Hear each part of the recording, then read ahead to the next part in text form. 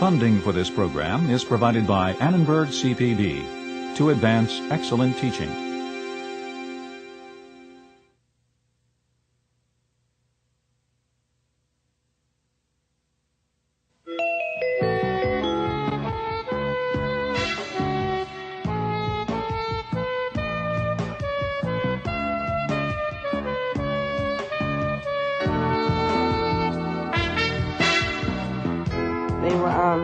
They were threatening to lay off our music teacher, and he was the only one there.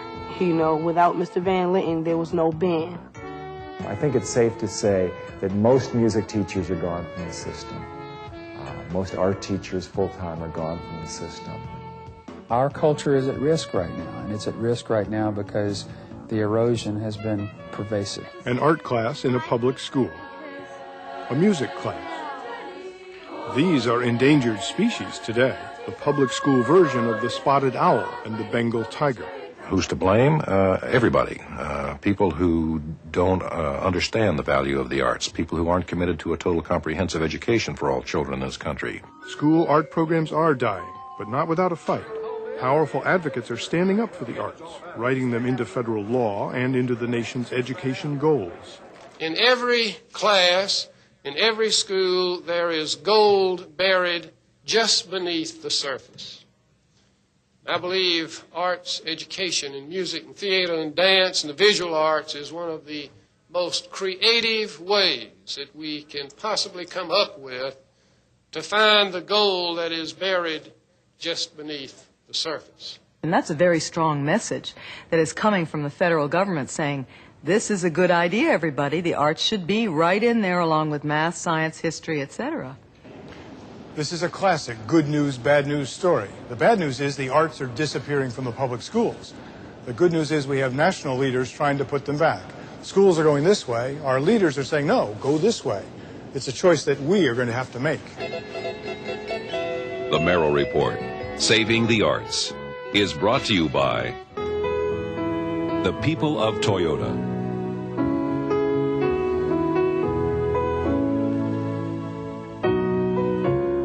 Additional funding has been provided by the Ford Foundation, the Pew Charitable Trusts, and Carnegie Corporation of New York.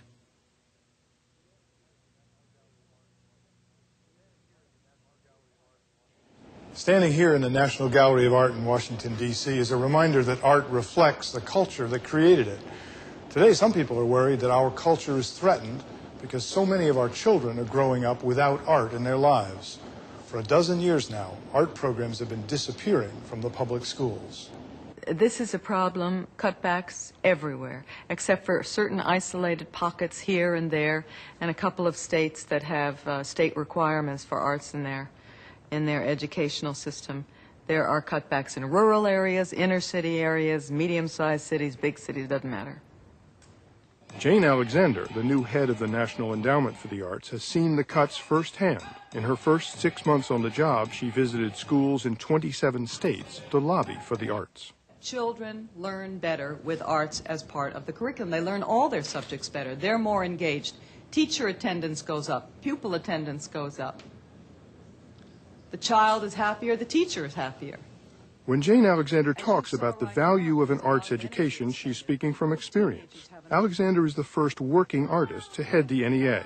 To come to Washington, she put Broadway and a rewarding career as an actress on hold. My two little sisters, gorgeous and also gorgeous. We are the Sisters Gorgeous. One of her first priorities was to bring artists and educators together at a national conference to promote the arts. When we teach our children to draw, we teach them to see. When we teach our children to sing or play an instrument, we teach them to listen. When we teach dance, we teach about the body. When we teach a child to read and write creatively, we open a door to imagination. Our culture is at risk right now, and it's at risk right now because the erosion has been pervasive. Ladies and gentlemen, the President of the National Academy of Recording Arts and Sciences, Mr. Mike Green. Thank you.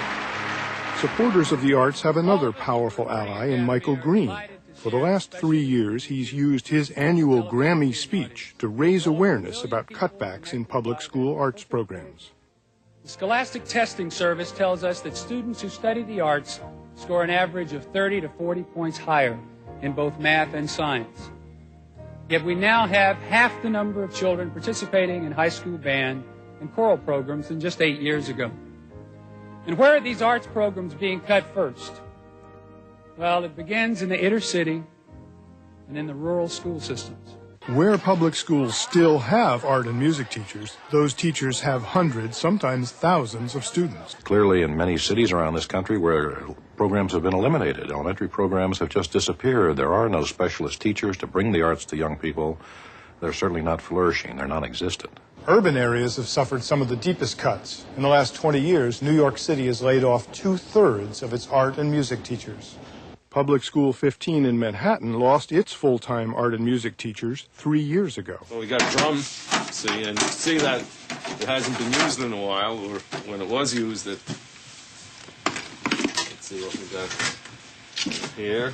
We got and this is also one of the problems. Sometimes you get old and stuff that should be fixed or is fixable.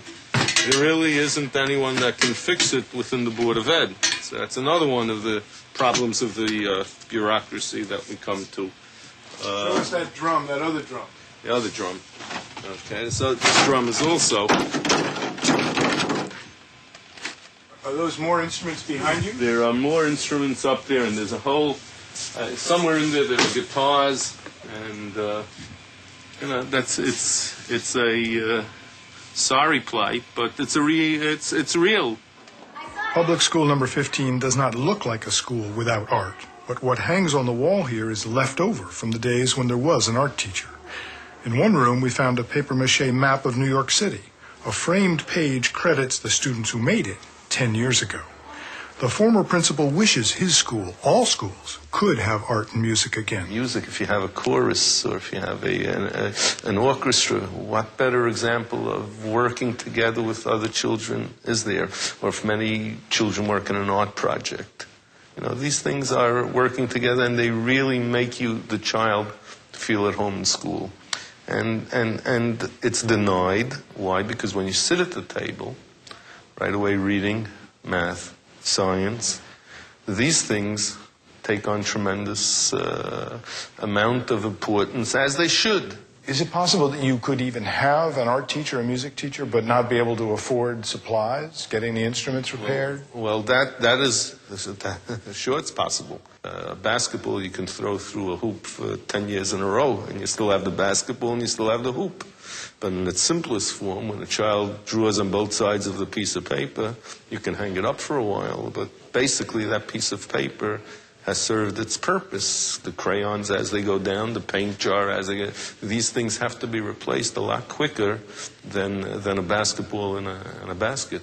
If a school has no art and music, what's lost from the point of view of the teacher? Well, I think what the teacher is losing is the insight, a first awakening into a young mind, a first vision of a possible talent or possible intelligence. Cuts in arts programs make headlines in big cities like New York and Los Angeles, but this is not just a big city problem.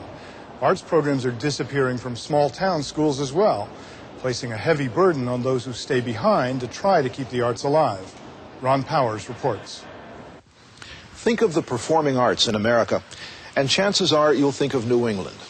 A band concert on the town green, the summer straw hat theater circuit, an evening at Tanglewood, or a puppet show on some rustic stage in the Green Mountains. Performing arts have been a part of the culture here since the country itself was young. And yet you might not ever know that if you're a student in a New England public school these days. Like the arts in general, performing arts are disappearing from classrooms and auditorium stages. Times are tough, taxpayers are angry, and school budgets that show any signs of frills are getting voted down. The arts in this climate are a frill.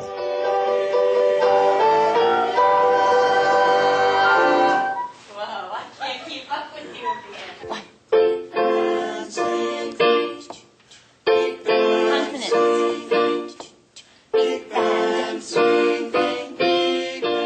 Connie Sophocles teaches at Mount Abraham School in Bristol, Vermont, often from dawn to dusk.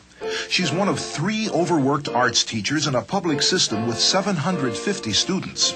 My day starts early because the 7 o'clock group of people who get here make my day.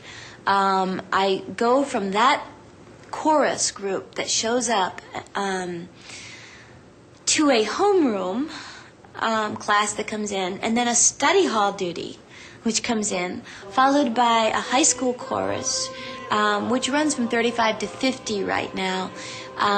There are many people who would be in there if they could schedule it in. They can't get in. It should be much larger than that. Go to a theater class, and then I teach junior high art. The entire junior high runs through me for art in 25-day exploratory units. Okay, you folks definitely understood these statements, the assignment, and I think you've done a good beginning job of looking at artwork within the context. And then I go to the junior high chorus at the end of the day, which changes 3 times a year. Many of the students can't get into that class. Last year I met with additional junior high students every day after school and Saturday mornings. When I put on a theater production, I am here from 7 o'clock in the morning to 11 o'clock at night. Weekends, holidays. Right after quarter school? of 3. Okay. Quarter of 3, right after. Okay. Well, you'll be here.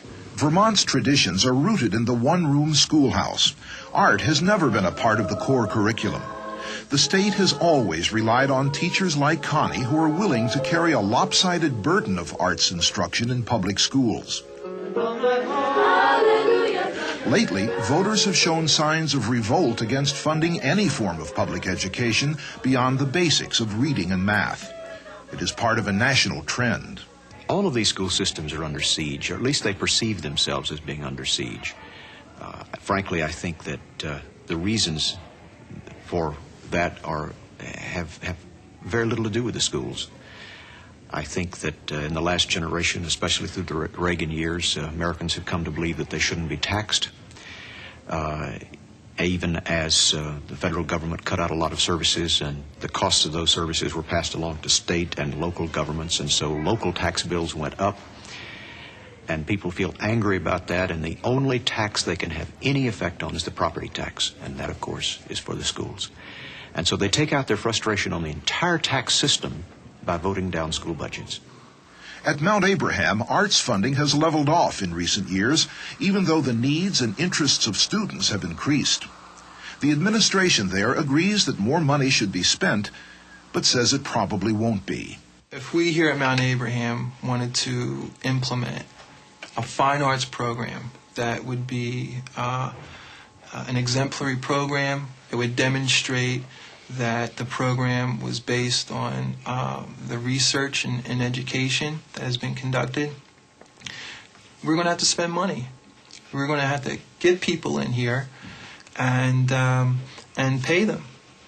And even when we talk about volunteers in the community coming in, we're going to have to spend money somewhere.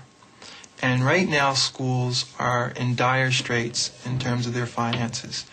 And and again, going back to one of your first questions, I think this is why people see this as a frill.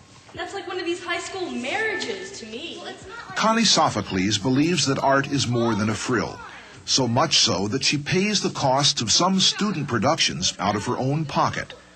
And she is reaching out beyond the school walls into the community for help.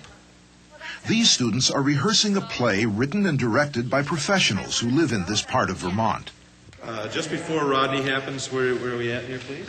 For Connie Sophocles, teaching her students about art is also teaching them about larger issues. I am a realist, and when I hear starry-eyed comments, I'm very quick to set them straight. I teach them to fight for what they want in the arts, because it's not going to come by being passive. They need to actively pursue their art, and they need to do it for everyone. They need to become leaders. I don't believe that the arts will survive unless we create leaders within the art world. Since we filmed this story, Connie Sophocles has resigned. Her 12-hour days were simply too long, too hard. The school has replaced her with a temporary substitute, and other teachers have been asked to direct the chorus and the student plays. You know, we've been to small towns, big cities. Everywhere, arts programs are being cut from the public schools. Why is this happening? Oh, well, I think it's the economy and the perception that arts are frills. You've heard that, and unfortunately, it's a misperception. The arts are not frill. In fact, they're basic to everything that we call a whole human being. If the blame had to be placed anywhere other than, you know, on Reaganomics or the real attack upon the arts in the last 10 years, it really had to be placed within our own community. I think we were ill-prepared as a community to really marshal a defense for the arts. Who's to blame? Everybody. People who don't understand the value of the arts. People who aren't committed to a total comprehensive education for all children in this country. People who care about only technical approaches and don't care about feeling and empathy and humaneness and creativity of American citizens. People who make cuts for all of the wrong reasons in school budgets. So we're all a little to blame in this effort. When we eliminate the arts from elementary and secondary schools, there's a ripple effect. The cuts are felt in higher education and beyond. These three students are studying music at Berklee College of Music in Boston.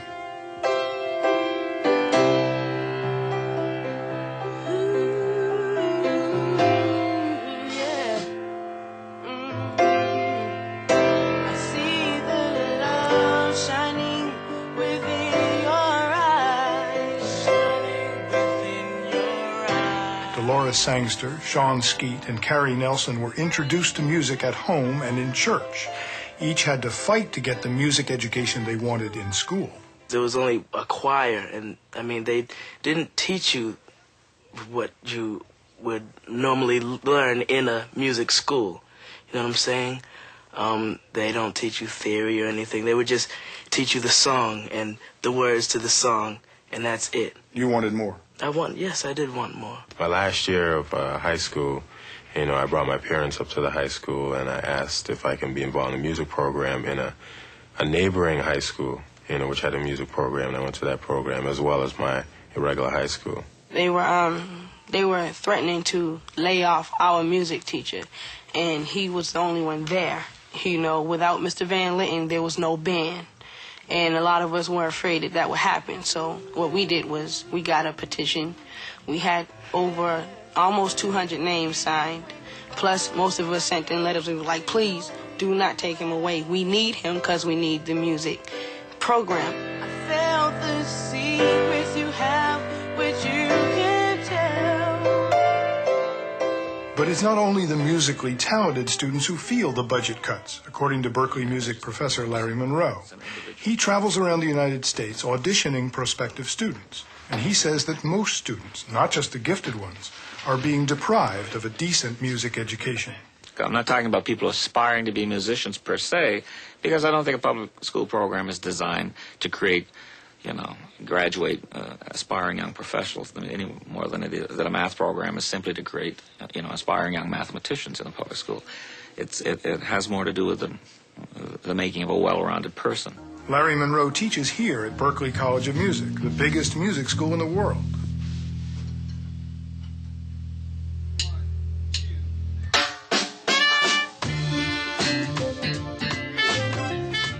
When he says that music is important, he's speaking from his own experience.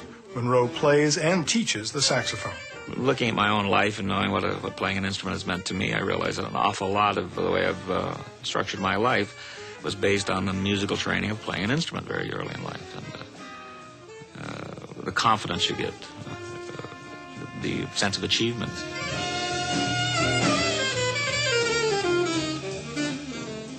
The benefit of a musical education. I'm not talking about an aspiring professional. The benefit of the music education for the youngster, bringing discipline into his life, offering a balance not only culturally but in the craft of music.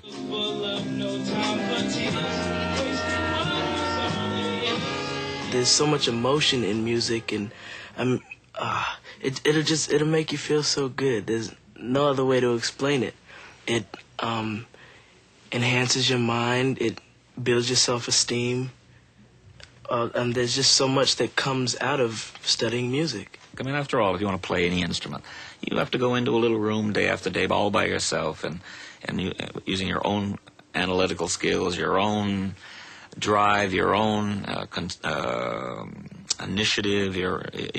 It's a very singular act. It takes a training of a whole lot of discipline that'll serve you well in a lot of other things in life. What about somebody who doesn't really have, I mean, me. I don't have any musical talent. Do I need music? I think the only way you can say it is when you study music, you know, it's sort of like it brings you a bigger understanding of what music is. People out there who, you know, they don't study music, but they listen to it a lot, you know, they can just say, oh, well, this song is nice. I like this song. I like the beat that they use. But, you know, when you study music, that you have a bigger understanding. You can say, oh, did you hear the way they use that one certain type of percussion? And did you hear the way they switched the beat from 3/4 to 4/4 to 2/4? You know, the way they, especially in jazz, it's constantly changing. The beat is da da da da da da da da da da da da da da. You know, the way it changes. If you're just listening to it, you hear it, right? But you don't hear it. Music to me is somewhat the answer of peace. And if we lose music, people are gonna constantly argue, you this and you're that and you're this and I don't like your hat. I want your money, you know, I'm gonna shoot you.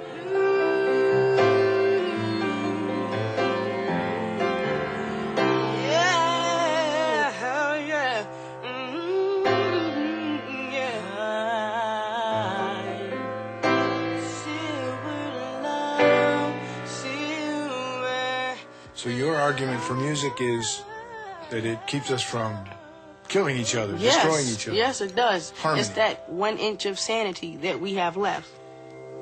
That's a beautiful song. Thank you. Suppose a school principal came to you and said, I'm about to cut my art teacher. What would you say to him or her to persuade that person to keep the art teacher? I would say, wait a minute. You're missing an opportunity here, and the opportunity is, first of all, to have your young people more engaged, your teachers more engaged, the attendance rate up, higher test scores, and happier individuals all the way around. Not to mention all the intellectual stimulus that the arts gives you, the creative stimulus, the imagination, and what we need for business in the future will be found through the arts and through the stimulation of the imagination. Ever since mankind has existed, there has been this kind of excitement about the arts, the need for the arts. And you look into those prehistoric times when they were hard-pressed to even eke out a living in their surroundings, they nevertheless had the need for ornamentation and ritual and those spiritual kinds of things that the arts are so largely a part of in the human spirit. Unfortunately, many educators do not see the need for dance, music, theater, and visual arts programs. For years, arts advocates have been on the defensive, forced to explain and re-explain the value of the arts. Skills are skills, and artistic skills are extremely rigorous, but the public doesn't generally understand that. With the advent of such great Americans as Jesse Helms and Strom Thurmond and some of these other people who think art is, you know, what they see on the back of Happy Meals at McDonald's, we further found ourselves being put into a hole which no one within the art community had a real good way of getting out of. So the defensive posture that the arts has had to maintain over the last decades is something that you kind of get used to. Arts advocates have turned that defensive posture into an offensive strategy. Here's how a nonprofit group called Arts Connection used that strategy in a public school in New York City. Do you remember the 4 reasons why we have commas? Let's see. When Arts Connection first offered a music program free of charge to Public School 130, the principal said no, even though the school had no art teacher and only a half-time music teacher. Arts Connection got him to say yes by promising that a music program would lead to higher student achievement and better classroom behavior.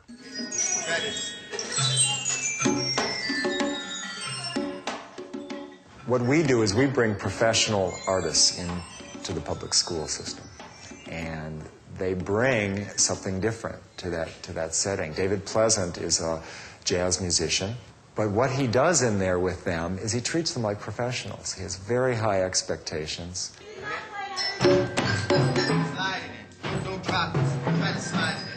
They have to be like professional, because one of the first things that I worked with them with and got them to realize is what works musically and what does not, and that's something that they're very good at. You know, they know when something isn't going right in the group. Start with me. 1, 2, 1, 2, 3, ready, and. They're playing real music. They're not playing children's music or watered down music. He's bringing his music to them.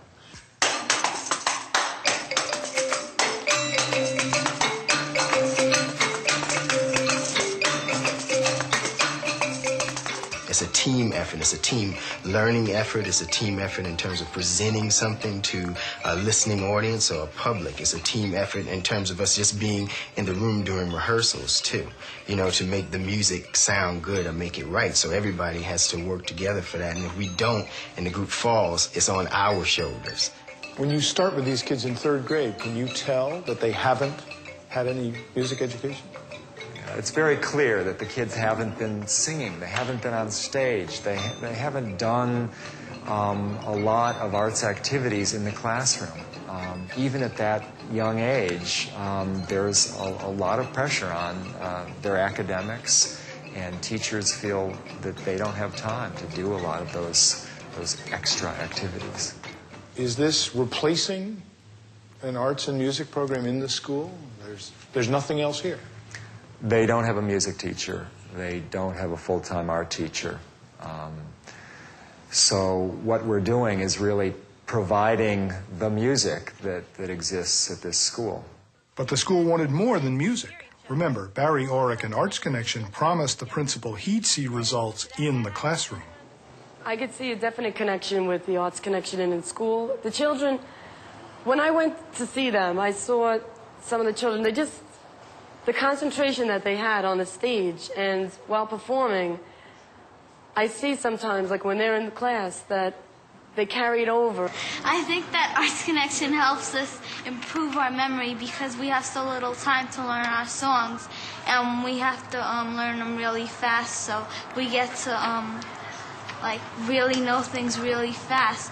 And in class, if we're learning something, we know it faster than other times. It's like going to school when you go to Arts Connection, because it's like you're learning something. You leave when you're learning something, and then you go downstairs and you're still learning a piece. One thing I noticed about all the classes, kids that couldn't pay attention all of a sudden loved it.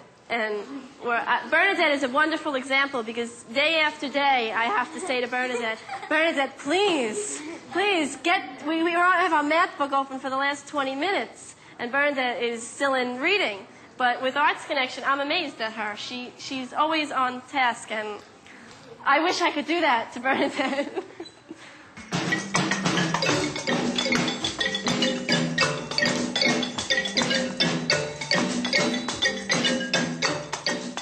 Bernadette is lucky. Only about 10% of the kids here get to be part of Arts Connection, and they're not necessarily academic superstars.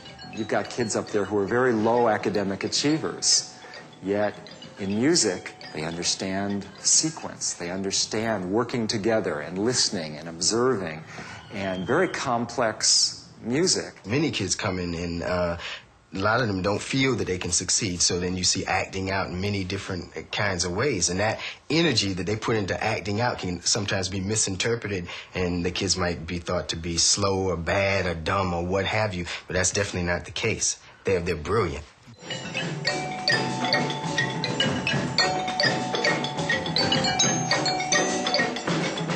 I I would hope that in the future that we wouldn't have to sneak in an arts program, because an arts program of any type, and I'm a musician, music should be a part of, you know, the classroom curriculum. It shouldn't be just like the arts are something on the outside. The arts are definitely something that should be on the inside, the same as math, reading, or anything else. But you're still kind of a subversive, a guerrilla, fighting in the schools.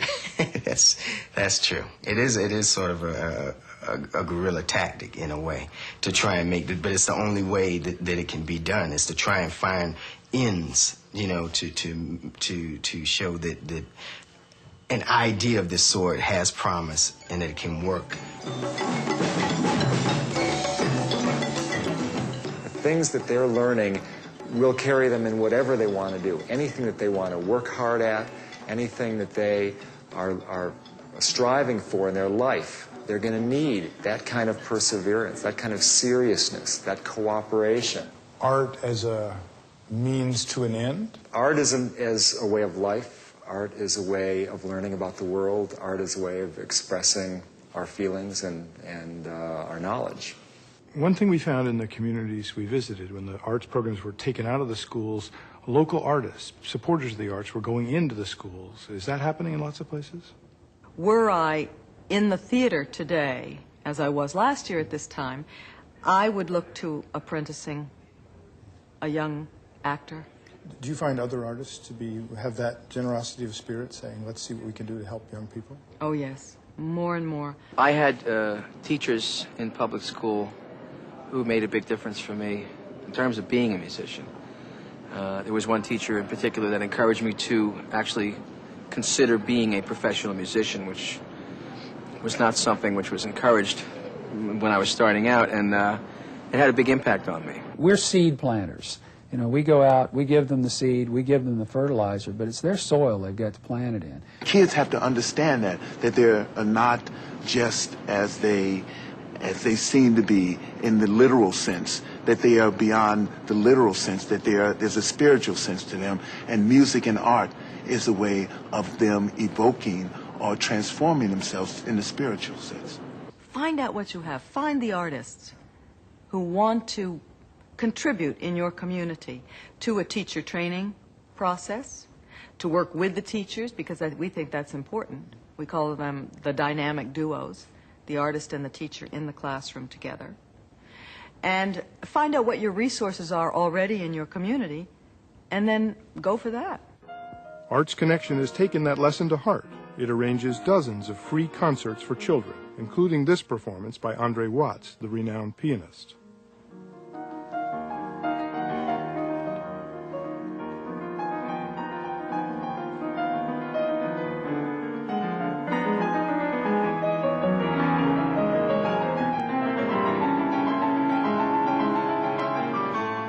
You say Leonardo da Vinci, Michelangelo. I mean, these, you know, and people say, oh yeah, right. Where do you think they're going to come in the future? If you don't teach, we don't teach our children, and we don't make it available. You know, not just music. I don't really mean just music. I mean all the arts. What do you think when you're playing? When I play, I try not to think of other things. It's not so easy though. It's hard. It's hard. Concentrating is hard.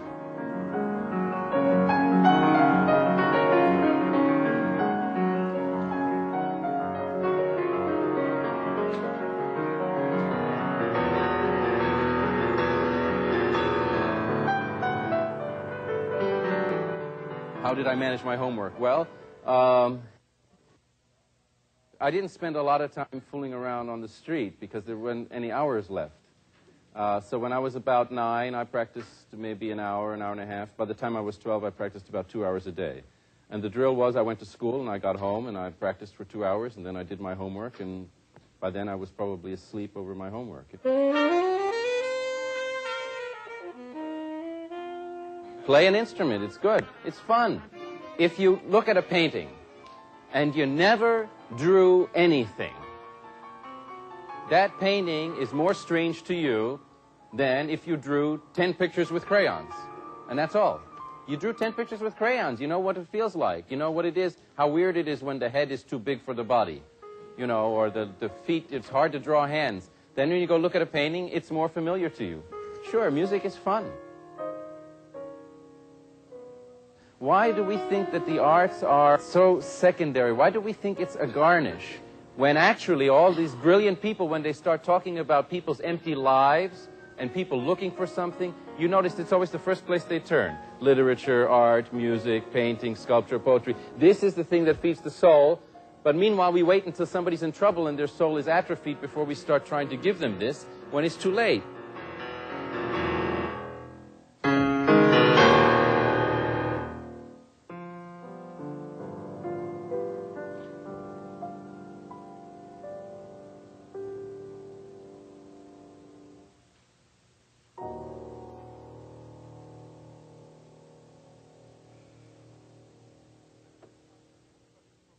Benefit concerts and special programs help, but what the advocates really want is to have the arts in the schools on an equal footing with math, English, history, science, and geography. For that, they turn to Washington. 5 years ago, George Bush and the nation's governors created a set of national education goals. Left out completely, not even mentioned in the goals, were the arts. History was mentioned, geography, English, social studies, science, but not the arts. Now, many of these national leaders said, well, the arts are not excluded, but in fact, they were not a part, they were not mentioned. John Malman and others felt that by adding the arts to the goals, the national spotlight might help restore them to the public schools. The reason why that is so valuable is that it gives us a national focus for the arts in this country, a national focus on what young people at the grades of 4, 8, and 12 need to be able to do, and what they need to know in music and the other arts and education. After a sustained lobbying campaign by arts advocates all around the country, the Congress and the Clinton administration responded and added the arts to the national goal. In every class, in every school, there is gold buried just beneath the surface. I believe arts education in music and theater and dance and the visual arts is one of the most creative ways that we can possibly come up with to find the gold that is buried just beneath the surface. And that's a very strong message that is coming from the federal government saying, this is a good idea, everybody. The arts should be right in there along with math, science, history, etc. To help and to encourage schools to meet the goals, the arts community came up with achievement standards, outlining what every child in every public school ought to learn about the arts. These standards are high standards, very high standards. And that's the whole point of having standards. They tell us to aim high, to have high expectations, and to encourage our children to make the effort. Now you have goals, you have national standards, but let me ask you about the possibility of overkill. I mean, you've got 90 different content standards in 4 art forms. Is that realistic? Is this pie in the sky, perhaps? Oh, I think there has to be consistency, as with any skill. If a young man or a young woman is learning some kind of sport, there's consistency with that sport from day to day, from week to week, from year to year. And the same should be true of the arts. I think the standards are a great thing to reach for. Reach is the operative word there, because there's no question in some communities music teachers have been relegated to teaching home economics, 2 periods of physical ed, and maybe a couple of junior band courses. And in the same way that erosion has been gradual, the rebuilding process is also going to be gradual. But as we rebuild, I think we can't shoot too low. We really have to have something that guides us toward a higher consciousness level, and I think that's what the standards do. Research done by Harvard psychologist Howard Gardner provided the intellectual underpinning for the drive to put the arts into the national goals. But Gardner doesn't believe that schools have to teach every one of the arts. I think in schools, we try to do too many different kinds of things. And I've sat in my office one morning and have at 9 o'clock the dance specialist come in and say, everybody's got to learn dance. At 9:30, the drama specialist comes in and says, everybody's got to learn drama. At 10 o'clock, we have the sculpture teacher. 10:30, the visual arts teacher. 11, the musical singing teacher. 11:30, the musical performance teacher. And if we represented all the arts, we would have a complete school just like that. So I think we have to make hard choices. The first thing to say is it's important that every child have some experience in the arts. It's not important that every child sample all the arts.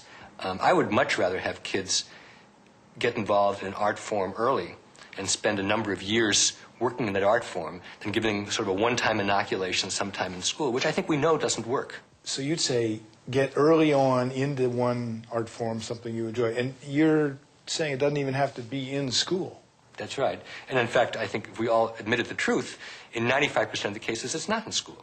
One thing one might do would be to have some center in town where every child could pass through. You don't have to have instruction at school, except that's where the kids are. That's the only place in this country where everybody is. And if we really believe that every child has a legitimate right to access to music and the other arts and education, then that's where it ought to be. It clearly should not be allowed to become only the expectations of the rich. We can't have a cultural caste system in this country where only those who can afford private lessons or private tutoring in music or the other arts are entitled to access to music. There's many ways to skin a cat. And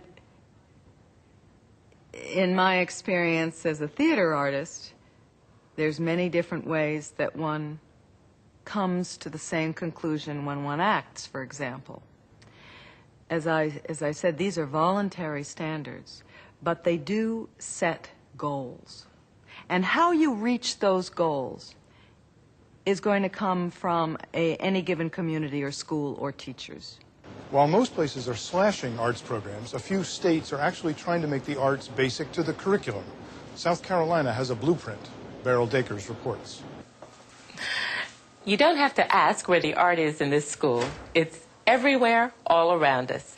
This is the Ashley River Creative Arts Elementary School in Charleston, South Carolina, where the arts are integral to the curriculum. What this means is that the arts are integrated into every aspect of learning, regardless of the discipline. In addition, each child is exposed to 80 minutes per week of music, visual arts, drama, creative movement, and even Spanish. Guest, be our guest, put our service to the test.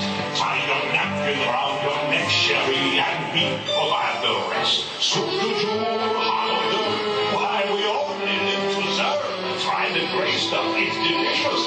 Don't believe me, ask the dishes. We're leaving out a great deal of educating the whole being when the arts are not a part of it.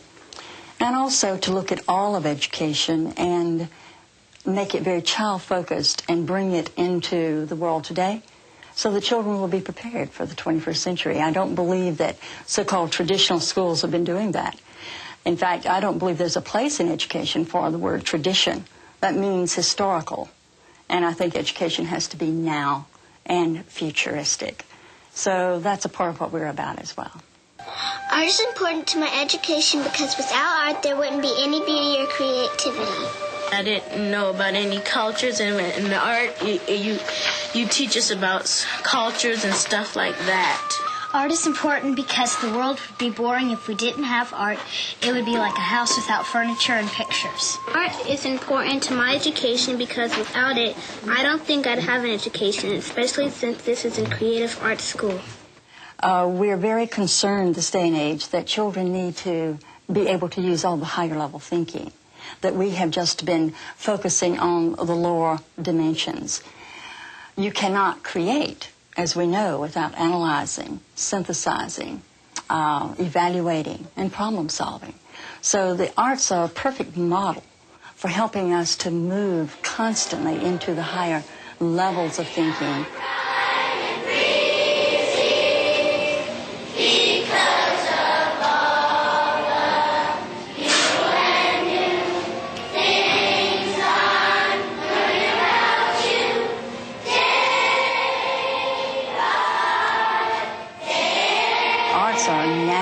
Helping children to feel better about themselves.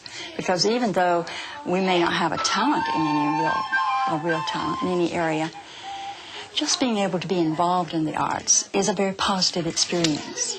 Because in this school, we do not grade with the idea that you have to be able to perform well to get the grade. We believe that medicine is helping us to live longer, and it's certainly up to education to provide the quality of that life. But an education that is holistic includes the arts. It costs more money to have an arts program integrated throughout the whole curriculum, but how much more? Surprisingly, Ashley River receives just $5 more per child than other schools in the same district. Other schools that don't have the 5 extra arts programs in drama, dance, visual arts, strings, and Spanish. The first book I know took me 4 or 5 weeks, but I don't know how long exact. What do you do with the books after you've written them? I put them in my writing folder. Some I do, well, but some I get made into a hardback. Is that so other people can read them? Yes. I already have one that's made into a hardback, and a lot of people in the class has checked it out. What are your books about? Soccer. Aren't you rather young to have published 2 books already? No. Not all schools in South Carolina have an arts curriculum as extensive, as well integrated, or even as well defined as the programs we visited. But in South Carolina, thanks to a strong arts advocacy network, which includes parents, educators, artists, and the general public, there is a commitment to arts education. Is it realistic to expect that states will meet these standards? I mean, South Carolina is a leader nationally, and they only require 40 minutes of art a week in elementary school and middle school, and they don't require any at all in high school. Is this realistic? Well, I think that it's going to come out of each community, what they want, and also who the artists are in their community that can serve them, that then can help them with an artist residency in the school, because I think that's very important. If you have a community that has no dancers, then I don't think it makes a lot of sense necessarily to have dance in your school, unless you have a teacher who can go to a training workshop and really learn how to teach dance. It's not easy. Same with visual arts, same with anything. A devil's advocate question. Your standards are old-fashioned. Dance, sculpture, music, but nothing at all about technology. What about technology in the arts? Young people need to have access to all the new electronics that are coming along that will help them, that will aid them in their learning. All the arts, are being taught, for the most part, in ways that don't really appeal to young people. The idea of school music is outdated. One of the wonderful sentences in the original charter of the National Endowment for the Arts says that we have to be the master of technology and not its unthinking servant. I think what I would wish for first would not be for art classes to return to all the schools overnight. I think what I would wish for first is to have our art teachers retrained so that they could then be put in a position, once you bring these kids to the table, of feeding them something they want to eat. Everybody better wake up. Everybody better wake up.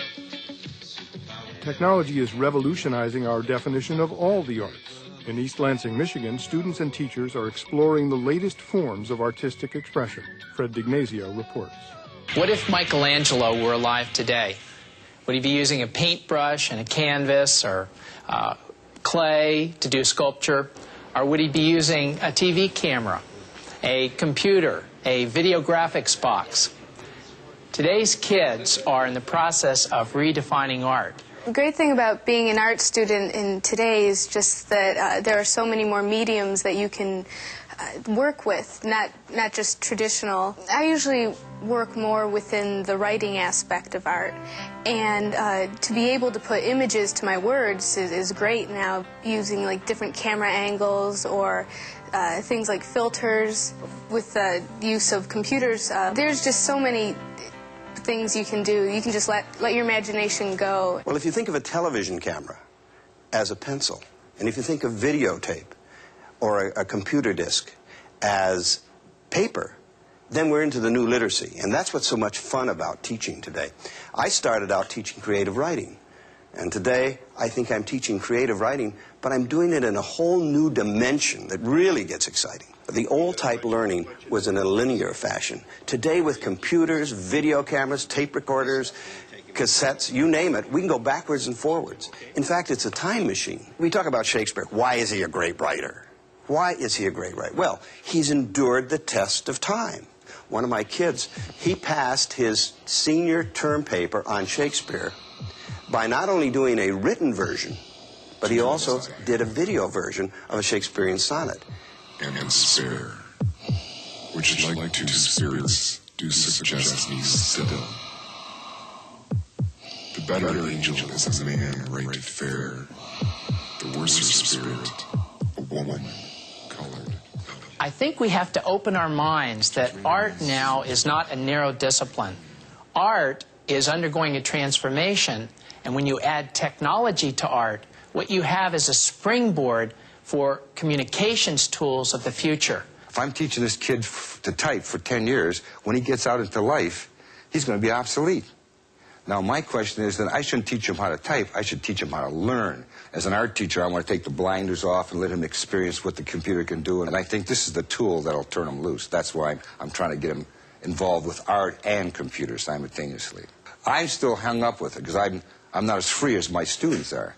They don't have any hang-ups because they've been trained in Nintendo, they've been trained in everything else. It just comes like a second nature. I've been trained with the pencil, and I'm trying to make that transition. People should get past the technological aspect of it and just focus on what you can do artistically speaking. As time progresses, I mean, you know, there's going to be new art teachers come in, they'll have new ideas, and they'll be able to accept it as a respectable art form. This is the future. Computers are the future. And you know what? I don't even call myself a teacher anymore. I'm a facilitator because the kids teach me. It's a give and take, and it's a lifelong project. And computers, I think, are the key. We learn from one another. We teach each other. I mean, our teacher, Russ Gibb, he really kind of gives us a basis. And then from there, the kids who know a lot teach the kids who don't know a lot.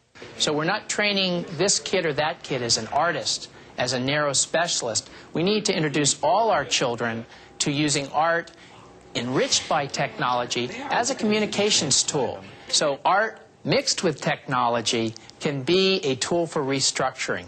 Art can help us achieve some of the new kind of teaching and new learning practices that we as educators are looking for in the schools of tomorrow.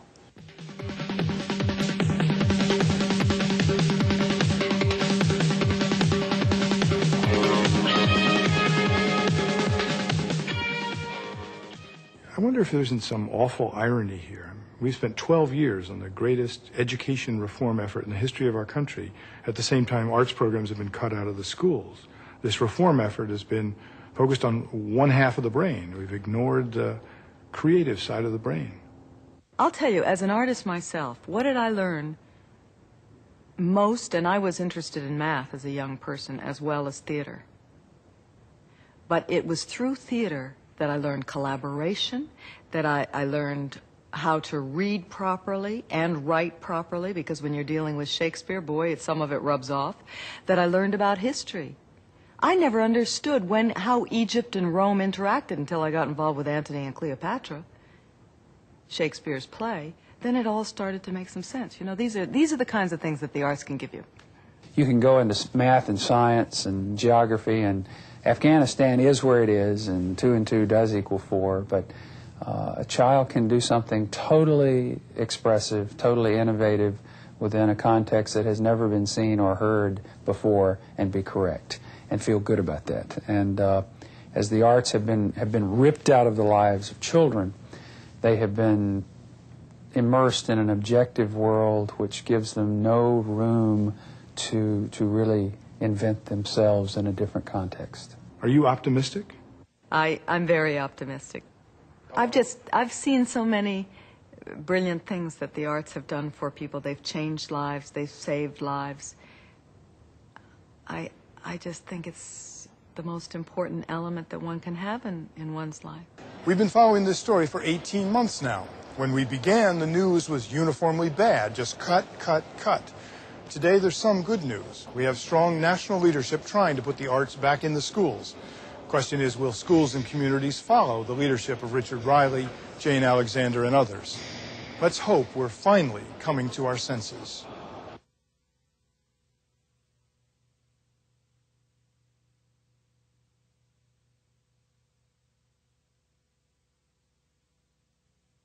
To find out more about this program, visit us at PBS Online at the internet address on your screen.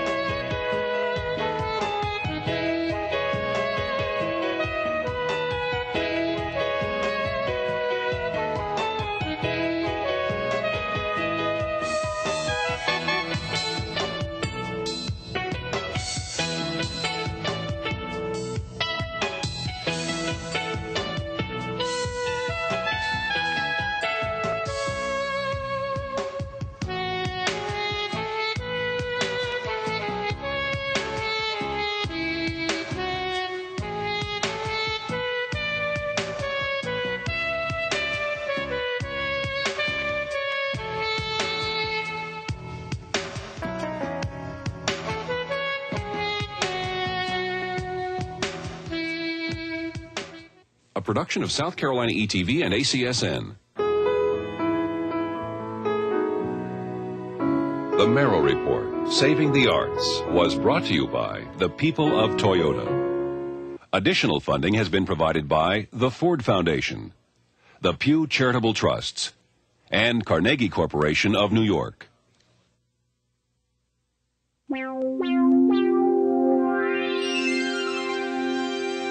Funding for this program is provided by Annenberg CPB to advance excellent teaching. For information about this and other Annenberg CPB programs, call 1-800-LEARNER and visit us at www.learner.org.